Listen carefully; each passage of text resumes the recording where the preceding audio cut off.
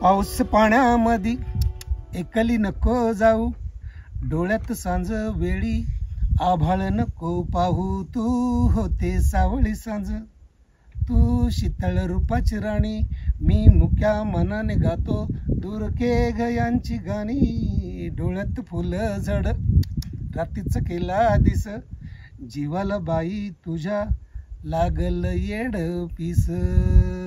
तुझ्या ग भवताली अंधार दाटलेला, घराचा तुझा रस्ता साजण विसरला. उन्हाळा उन्हाळा मुकाट्यानं सोसायच्या मरणाच्या झाडा. त्याच्यावरचं कविता संग्रह ते नाटक केलं होतं त्यातलं. आता कविता वेगळी यायचं आहे इथे. पाऊस पाण्यामध्ये एकाली नको जाऊ, डोळ्यात सांज वेळी आभाळ नको पाहू. डोळ्यात फुल झड रातीचा केला दिस, जीवाला बाई तुझ्या लागल येड पिस. अंधार भवताली तुझ्या दाटलेला, घराची वाट तुझ्या सजण इसरला. अच्छा अच्छा, तीच आहे. मला वाटलं मला जी पाठ होती त्यावेळची ती वेगळी आहे का, पण तीच आहे. पण मस्त चाल लावली होती, देवदत्त साबळेंनी चाल लावली होती. आणि आम्ही प्रकाश होळकरच्या सगळ्या कविताच्यात कुठेही नॅरेशन न घेता 56वी कवितेतल्या 4 ओळी, 58 कवितेतल्या 3 ओळी, इकडच्या सुरुवातीच्या कवी, असं करून एक नाटक तयार केलं होतं आणि ते सादर केलं होतं. तेव्हा मी सखाराम भांडारमध्ये काम करत होतो आणि तेव्हा मी औरंगाबादचा प्रयोग करून रात्री त्या येवला ना कुठल्या गावात उतरलं, जवळचं कुठलं तरी, असा रात्री 2-3ला उतरलो. मग चालत चालत पुढे आलो, मग कुठेतरी बाईकवर साथ दिली, मग तिकडे आलो. मग त्या नादो महानोरांनी सांगितलं तर माझ्या आयुष्यात कवितेवरचं इतकं चांगलं नाटक मी कधीच बघितलं नाही. आणि 5000चा ऑडियन्स होता. आणि त्यावेळची आमची त्या किती भराभरा कविता, तेव्हा बँकेत काम करत होतो तेव्हा ती भरू दे यंदा मिरगाचं आभाळ नावाचं तुझ्या येळकोट करीन, असं एक कविता होती. मनामध्ये नभ आहेत, नभामध्ये ढग आहेत, ढगांमध्ये काळे डोळे 2 आहेत. पाऊस आला आनंदून उड्या मारतात, डोळे मात्र रडता रडता हसू लागतात, मन मुकलं रडू लागतात. ढग मात्र पांढरा पडतो, फटक पांढरा ढग. ढग दाटून येतात, मनात दाटून येतं, दाटून यावं तर दाटून यावं. मी एक ढग, पांढरा देखणा, कापसासारखा मऊ गुलछबू, वारा पाहून पाठ फिरवणारा. मी पाहतो समोर मलाच, किती बोलतो मी, मनाला कंटाळा नाही नसावा, शरीराला असावा. मग इकडून तिकडून असा मी तसा मी स्वतःला पाहतच असतो. मला तसली समज आल्यापासून वळून पाहतो, केस वळवून पाहतो, असे चांगले तसे चांगले, हे सुंदर हे छान, असं दिसणं चांगलं. तिच्यासाठी ती परीसारखी हवी, परी नको उपरी लाजरी बुजरी खट्ट्याळ पाहिजे. टचटचीत केळीचा खांबच डवरलेली, खाटकन कमरेत हात, छातीत तोंड घुसळलं तर लहान पोराच्या डोक्यावरनं आंघोळ घातल्यावर उस्मारतं ते, तसं व्हावं. पाडाचा आंबा पाड. मिठीत असताना दोघांनी एकच फुफ्फुस वापरायचं, मधाचं पोळच, आणि मी हा असा पोळासारखा, पोळच मी, सांड नितळ झऱ्यासारखा. प्राजक्तांच्या फुलांचा झराच व्हावा माझ्या घरातून, मोगऱ्याचा उपळा फुटावा माझ्या दारातून.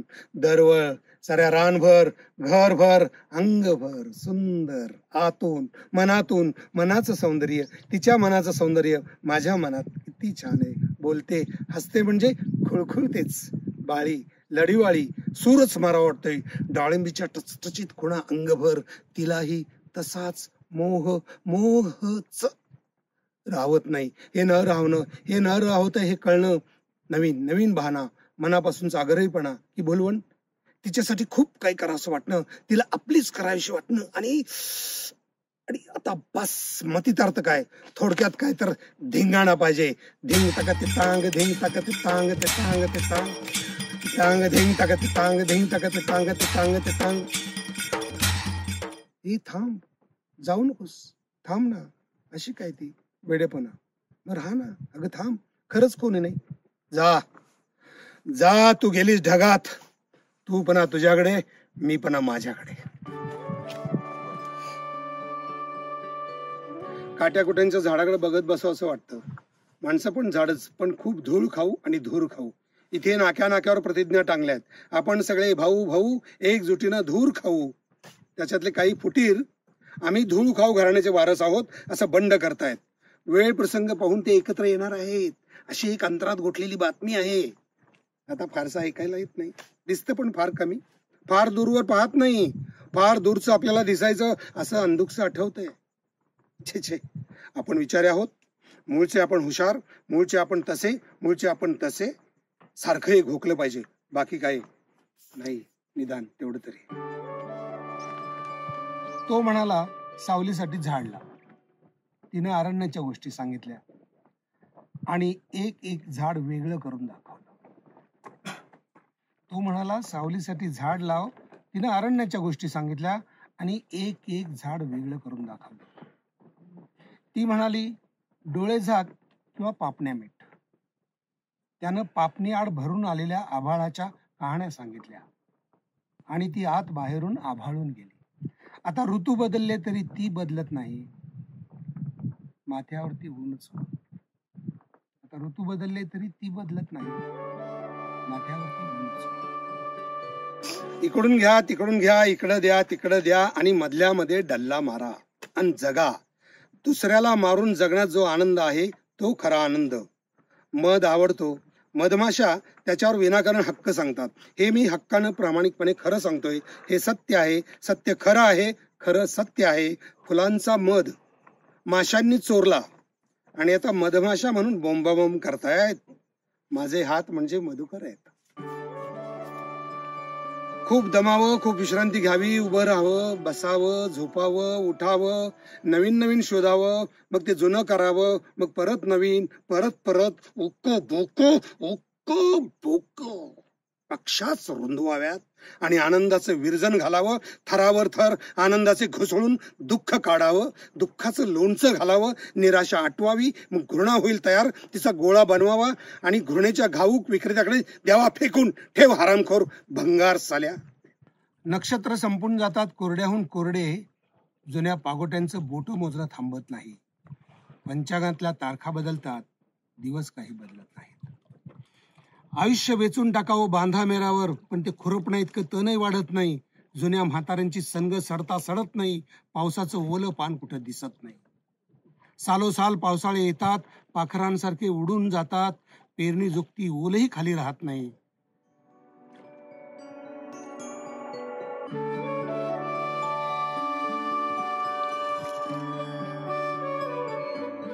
सालोसाल पावसाळे येतात, पाखरांसारखे उडून जातात, पेरणी जुकती ओलही खाली राहत. काय झालं, काय झालं? रडायला आलं.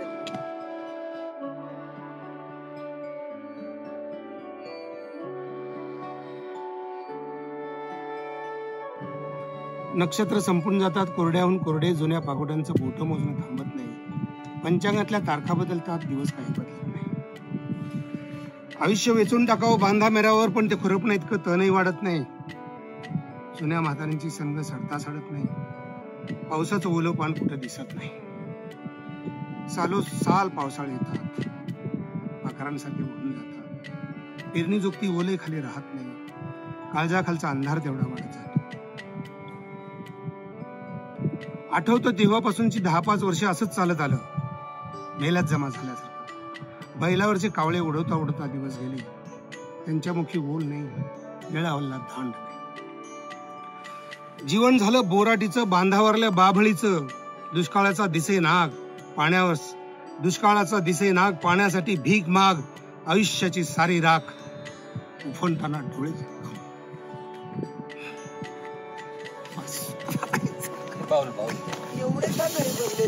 अरे ते आगीबद्दल बोलणं वेगळं आणि आगीत भाजणं वेगळं.